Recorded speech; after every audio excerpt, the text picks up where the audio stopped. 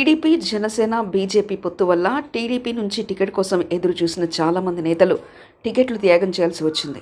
అలా త్యాగం చేయాల్సిన వారందరినీ గుర్తించినటువంటి చంద్రబాబు నాయుడు వారికి ఏదో ఒక నామినేటెడ్ పదవి ఇవ్వాలనే ఆలోచనతో ముందుకొచ్చారు.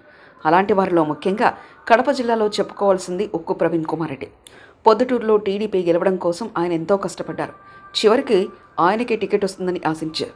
కానీ చివరి సమయంలో వరదరాజులరెడ్డికి టికెట్ వెళ్ళిపోయింది. ఆయన అక్కడ విజయం సాధించారు. ఆయన విజయంలో ప్రవీణ్ కుమార్ రెడ్డి కీలక పాత్ర పోషించారని చెప్పవచ్చు. అలాంటి ప్రవీణ్ కుమార్ రెడ్డికి ఈసారి ప్రభుత్వం నుంచి అద్భుతమైన నామినేటెడ్ పదవి ఇవ్వాలని చంద్రబాబు కసరత్తు మొదలుపెట్టి త్వరలోనే పేరు కూడా అనౌన్స్ చేయబోతున్నారు. యువగలం పాదయాత్ర సమయం నుంచి ప్రవీణ్ కుమార్ రెడ్డి కడప జిల్లాలో తన మార్కు చూపిస్తూ వస్తున్నారు. యువకుడు కావడంతో చంద్రబాబుకు ఎంతో నచ్చారు. ఆ టైంలోనే ఇచ్చిన మాట ప్రకారం ఆయనకు కేబినెట్ స్థాయి ఉండే పదవి ఇవ్వడానికి ఇప్పటికే కసరత్తులన్నీ పూర్తి చేశారు. కడప జిల్లా పొద్దుటూరు పట్టణానికి చెందినటువంటి గడ్లూరు ప్రవీణ్ కుమార్ రెడ్డి ఉక్కు పరిశ్రమ కోసం సాగించినటువంటి పోరాటం ఒక నేతగా ఎదిగేందుకు ఉపయోగపడింది. బీటెక్ పూర్తి చేసిన ప్రవీణ్ కుమార్ రెడ్డి కడప ఉక్కు సీమ హక్కు అనే నినాదంతో ఉద్యమాన్ని స్టార్ట్ చేశారు. ఎంతోమంది యువకులను, విద్యార్థులను సమీకరించి ఎన్నో ప్రదర్శనలు ఇచ్చారు. పరిశ్రమ రాయలసీమకు ఎంత అవసరమో చాటి చెప్పారు.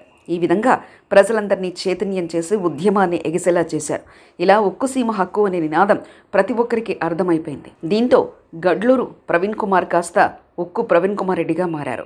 ఉక్కు పరిశ్రమ సాధన కోసం ప్రవీణ్ కుమార్ రెడ్డి పొద్దుటూరు శివాలయం సెంటర్లో 108 గంటల పాటు అమరణ నిరాహార దీక్ష చేశారు.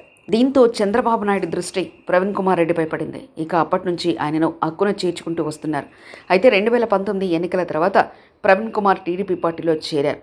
యువగలం పాదయాత్ర సందర్భంలో నారా లోకేష్కు బాగా దగ్గరయ్యారు. పొద్దుటూరు నియోజకవర్గంలో ప్రవీణ్ కుమార్ రెడ్డి శివప్రసాద్ రెడ్డిపై ఒంటరి పోరు చేస్తూనే వస్తున్నారు. ఇప్పటికే ఆయనపై 14 కేసులు నమోదయ్యాయి. 2 సార్లు జైలుకి వెళ్ళొచ్చారు. అన్నీ అనుభవించిన ప్రవీణ్ కుమార్ రెడ్డి రాజకీయాల్లో తిరుగులేని నేతగా ఎదిగారు. 2024 ఎన్నికల్లో తన టికెట్ వస్తుందని ఆశించారు. యాక్టివ్గా ఉన్నారు. కానీ సీనియర్ అయిన వరదరాజురెడ్డికి చంద్రబాబు టికెట్ ఇవ్వడంతో ఆయన గెలుపొందారు. ఇదే సమయంలో ప్రవీణ్ కుమార్కు తప్పక కేబినెట్ హోదా పదవి ఇస్తామని హామీ ఇచ్చారు. దాని ప్రకారమే ప్రవీణ్ కుమార్ రెడ్డికి ఏపీ ఐసీసీ చైర్మన్ పదవి కట్టబెట్టే అవకాశం ఉన్నట్లు అనేక వార్తలు వినిపిస్తున్నాయి.